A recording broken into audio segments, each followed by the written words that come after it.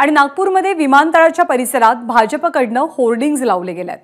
जब तक है दम लढते रहेंगे हम या आशयाचा मजकूर या बॅनरवरती आहे आणि भाजपनं विरोधकांना या बॅनरच्या माध्यमातून उत्तर दिले।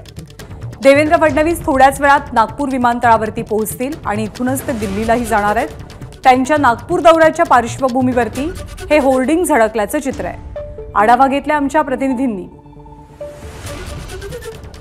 उपमुख्यमंत्री देवेंद्र फडणवीस हे नागपूरला येत आहे, त्या पार्श्वभूमीवर देखील हे होर्डिंग आपल्याला अत्यंत बोलकं आहे। काय संदेश द्यायचा आहे होर्डिंगच्या माध्यमातून? नाही, संदेश एकदम क्लिअर कट आहे। भारतीय जनता पक्षाचा प्रत्येक कार्यकर्ता हा निवडणूक असो की अन्य कुठलंही काम असो त्याकरिता सज्ज असतो।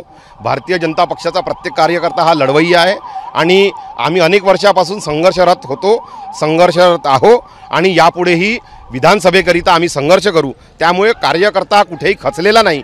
माननीय देवेंद्रजींना आम्ही सर्वजण विनंती करण्याकरिता आलेलो आहे की त्यांनी सत्तेत राहून संघटनेला मदत करावी व त्यांच्या नेतृत्वात पुन्हा एकदा विधानसभेवर भगवा फडकावा। आमचे नेते मोठ्या मनाचे आहे। देवेंद्रजींनी प्रामाणिकपणानं महाराष्ट्रात जो पराजय झाला त्याचं दायित्व स्वीकारलं आणि म्हणून आमच्या कार्यकर्त्यांची सगळ्यांची ही भूमिका आहे की देवेंद्रजींनी सत्तेत राहून संघटन आणि सत्तेच्या माध्यमातून महाराष्ट्राची सेवा केली आहे। पुढेही त्यांनी सत्तेत राहून संघटनेकडे लक्ष देऊन महाराष्ट्राची सेवा करावी। आम्ही संपूर्ण भारतीय जनता पार्टीचे कार्यकर्ते त्यांच्या पाठीशी खंबीरपणाने उभे आहोत की जरी या वेळेचा निकाल वेगळा आला तरीही आमची पुढची भूमिका काय आहे आणि येणाऱ्या निवडणुकांसाठी आम्ही सज्ज आहे। कॅमेरामॅन व्यंकटेश नायडूसह तुषार कोहळे, ABP माझा, नागपूर। बघा नीट